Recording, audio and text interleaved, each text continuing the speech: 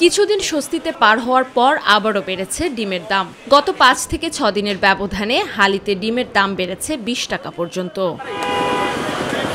রোজার মাসে প্রতি ডজন ডিমের দাম নেমেছিল ১১৫ থেকে ১২০ টাকায়। ঈদের পরও এ দরেই পাওয়া গেছে ডিম।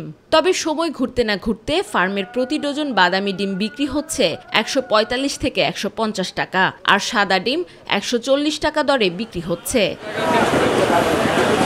যদিও ৫ দিন আগে বাদামি ডিমের ডজন ১২০ থেকে ১২৫ টাকা ও সাদা ডিম ১১৫ থেকে ১২০ টাকায় কিনতে পারত ভোক্তারা।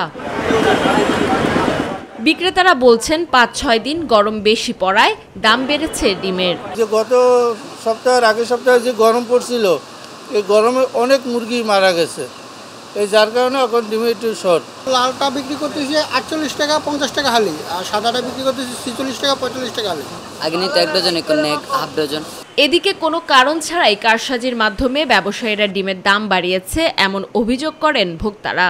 মানুষের ইনকাম তো আর বাড়ে না, ইনকাম ওইভাবেই আছে, জিনিসপত্রের দাম বেড়ে গেছে, কিন্তু তো কষ্টই হচ্ছে। এক হালি ডিম দিয়ে ৬ জন খাইতে পারি। ডিমের ঊর্ধ্বগতিতে দেখা গেছে ৬টার জায়গায় আমরা ৩টা দিয়ে খাইতে হইতেছে। বড় লোকদের তো কোনো সমস্যা নাই, ওনারা দিব্যি নিতে পারে।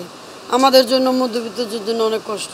এখনই সরকার বাজারে ডিমের দাম নিয়ন্ত্রণ করতে না পারলে স্বল্প মূল্যে প্রাপ্ত এই আমিষও খেতে হিমশিম খেতে হবে ভোক্তাদের। তাই জনস্বার্থে বাজার নিয়ন্ত্রণের দাবি তাদের।